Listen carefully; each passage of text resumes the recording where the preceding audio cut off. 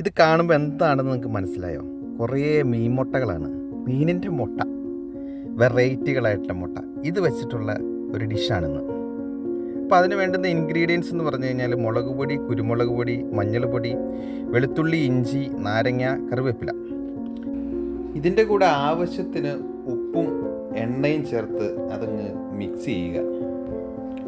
പിന്നെ മുട്ട എടുത്തിട്ട് തലങ്ങും വിലങ്ങും മസാല പുരട്ടിയിട്ട് നമ്മൾ ഇതുപോലെ അങ്ങ് വെക്കുന്നു.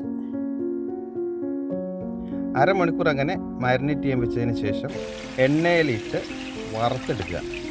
അവന് ഒരു 5 മിനിറ്റ് ഒരു സൈഡും 5 മിനിറ്റ് മറ്റു സൈഡും കൂടെ വറുത്തെടുക്കുക.